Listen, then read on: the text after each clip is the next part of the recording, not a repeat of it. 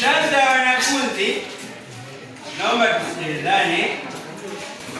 Sasa leo nimekuja na somo la hisabati ili ni jipya. Sawa?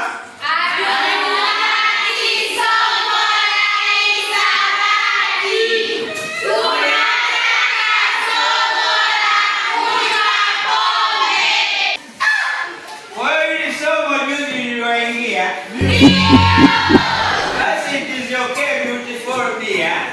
Basi mjiandae leo kusoma nini? Somo la kunywa. Nataka mweupe, si ndio? Ndio. Haya. Sasa kuna namna jinsi ya kunywa pia. Hapa aliandika hapo mwalimu nani? Sawa. Unachukua chupa ya bia, sawa unafungua kizibo. Ukishafungua kizibo, mnasikiliza? Ndio. Vizuri, nyinyi wanafunzi waelewa sana. Ukishafungua kizibo, huu ni mdogo. Umeelewana?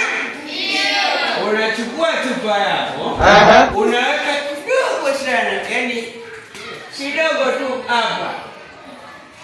Umeona? Ndio. Ukishaiweka hapa, unakuwa unaitafutia distance jinsi ya kunywa. Ukiweka hapo unapiga hivyo. God have mercy upon us. Ngojeni narudi na kuchukua chupa pia. Ngojeni. Nyinyi wanafunzi ni waelewa sana. Wanafunzi kama nyinyi nataka mfaulu. Aha. Wanafunzi wangu wewe.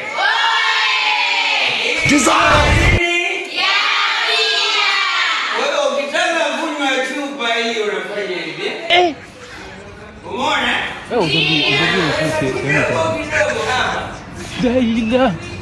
Kwa hiyo uko unainywa, inaingia katika feelings about the 690 no, yes? Yes. Inakweko unae. Wewe umenielewa? Ndio. Mnipigie makofi. Na imani mtafaulu. Ndio. Ngoja niende dukani nikawanunulie bia na kuja.